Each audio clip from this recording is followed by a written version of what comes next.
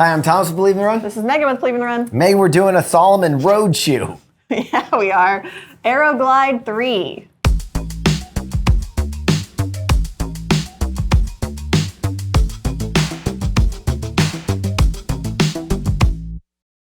I've actually reviewed the original Aero Glide, the Aero Glide 2, and now here we are with the 3, and every year I'm shocked that this shoe exists. I don't know why I forget about it, but I do. Okay, but I will say the shocking thing is this is nothing like the other Aero Glides. It's quite an update. This is like a completely new shoe. Yeah. So like if you have preconceived notions of the Aero Glide, throw them out the window. Okay, so when we were at the running event, Meg, I got to talk to Gaston about this shoe. Why are you laughing? Your accent. Gaston. It's really good. Yeah, you did. And I remember specifically him talking about the upper because what they've done here is they've tried to make this completely seamless interior. So normally everything that would be on the inside of the shoe, all the seams, everything, is now on the outside of the shoe. So when you slip your foot in, it really is completely seamless and comfortable inside. You can even see on the heel here where it normally gets stitched in, it's stitched out. It's almost like a shark's fin. I know you like sharks. I do. So, Meg, you can see that there's some overlays on the outside of the shoe. We're seeing a lot of one-piece uppers these days.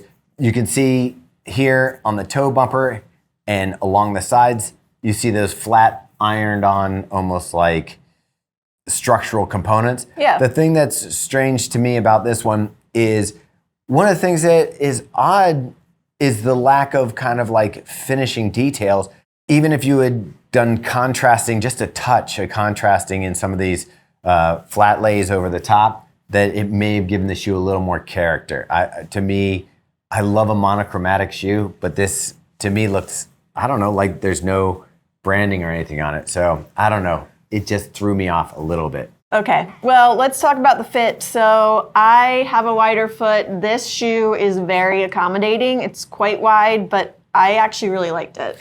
And this is what's weird again on this one. My foot's narrow. There's no puckering on this shoe. It fit nicely. I didn't ever think when I was wearing it, oh, this is a really wide shoe.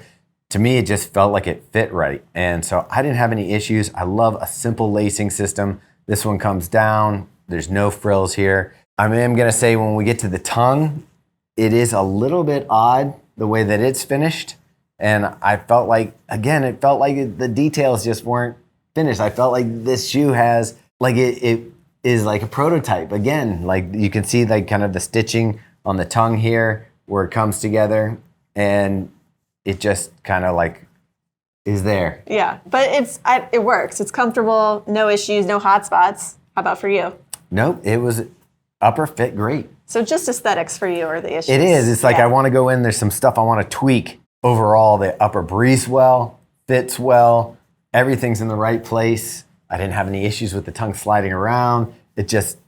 It's like, I don't know. It's like little nitpicky things. Let's move on to the midsole, which this is brand new. This is called the Energy Foam Evo. It's what they're calling their super foam. Talk to us about it.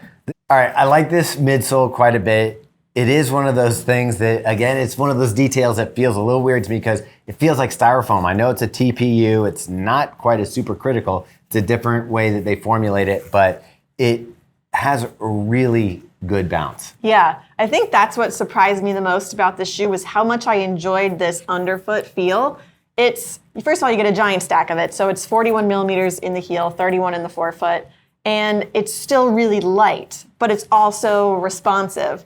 So I actually compared this to the Super Blast in my written review, which I'm sure people are going to be all whatever about. Yeah, I'm not as sure I would go that far, but go ahead. But it has those qualities of a giant stack and being super light. And then the difference between this and the Super Blast is that you get more squish. You keep saying super light, but what does that mean? So my women's 7.5 came in at 7.2 ounces. All right, mine comes in at 9.63.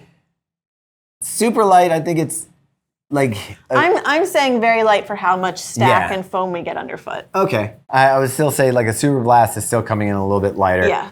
Outsole, Meg, pretty basic stuff. You got a good grip, contra grip, and pretty good grip. I didn't have any issues with it. Yeah, no, I thought it worked great. I'm trying to remember if I had a rain run or not, but yeah, it felt good. Yeah, and I have plenty of miles on these, and it barely looks like there's any scuffing on it at all. So overall, I think The cushioning held up. It didn't die out over the testing. And the rubber looks brand new. The upper fits great, even though I'm like, there's things I just want to tweak. But overall, this is probably the most straightforward, best Salomon road shoe I've ever run in. Yeah, I agree. And I think you can do a lot of running in this shoe. So this is a great daily trainer. I would be very comfortable doing a long run in this shoe. It's going to work for a lot of your training. Yeah, this one is, I kind of feel like a do-it-all shoe.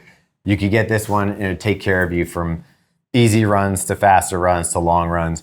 It just works. As a matter of fact, I wanted to compare it to an endorphin speed without a plate. Like that's where this came in for me. I was like, this foam and that bounce and the stuff feels snappy and feels good. Maybe not quite as snappy as the endorphin speed with the plastic plate in it, but the foam feeling underfoot, I think is very similar. Yeah, I can agree with that. Matter of fact, I might like it better. All right, so let's get into the form, fit, and function here. What are you giving it for form? You've already mentioned it a lot. Yeah, I've done it. I have. So I guess I'm going to say for form, I like it, and then I don't like it. I don't want to give it a 3 because I think that's too low for how well it does fit and breathe. So I think I'm just going to knock it a little bit and give it a 4. Okay, I'm going to agree with you on the 4. I think like you were talking about the aesthetics, but otherwise it looks pretty good. Also, why do they do royal blue shoes? Nobody likes royal blue shoes. I've never heard anybody come to our site or go to one of our Instagram pages and say, oh, I really like that color. Nobody wants royal blue shoes. Call me, I'll tell you. If you're thinking about making a royal blue shoe, I'll give you other options. There's tons. I mean, mine looks nice. Yeah, yours looks nice. Minty. Okay, what are you giving it for the fit? Fit. I'm gonna give it a 4. I'm also going to give it a 4. We already talked about it, but it is quite a wide upper and platform, and so I think someone with a narrow foot that's not Thomas might feel it's a little too big. I'm gonna give it a 4 just because I think that you could do a couple things to maybe give it a little more structure so that like when you're taking corners and doing that you're really locked in over the midsole. All right, and then finally function. Function? I gotta give this a 5. I think it can do everything you need it to do. The cushioning is superb. It feels good through the stride. We talked about the stack height. The dimensions are right. It feels smooth. Yeah, I'm also going to give it a 5. I think it works for so much of your running, so much of your training. I think a lot of people are going to like this shoe if they're willing to give Salomon a chance on the roads. Yeah, that's the thing. So before this one, my favorite Salomon would have been the S-Lab Spectre. And this one's more of a race day shoe for people that it's like a mid-pack marathoner race day shoe. So it's not quite as aggressive as some of the, tip of the spear racing shoes, but it really runs well. I use it a lot for like doing easy miles and not even like trying to pick up the pace, just enjoying the feel underfoot of it. Where I was like, oh, I wish they had a daily trainer that was specifically for that. Now I think Salomon does. And if you give this shoe a shot, I think that you're going to be pleasantly surprised. It's a really nice shoe. The one thing I wish was different about it, it comes in at $160, where this would have been in that category where I was saying that we've got this new category of $150 shoes that there's so many good choices. This would have been another tough choice in that $150 and below price point. So I don't know if Salomon had come out $150, this would be in with those guys.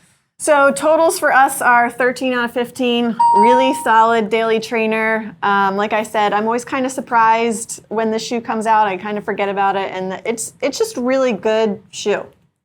Really good shoe? Really good. Really good. All right, so that does it.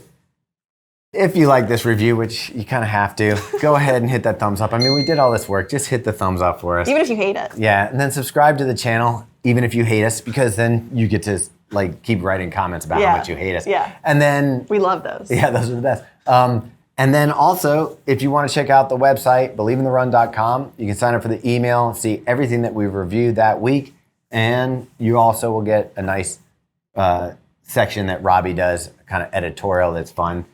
Also, we have 2 podcasts. Yeah, The Drop and Fuel for the Soul with Meaghan Featherston. Of course, you can find us on Instagram, Facebook, and we have a Strava group. So check us out. Yeah, we're pretty much everywhere. Yeah.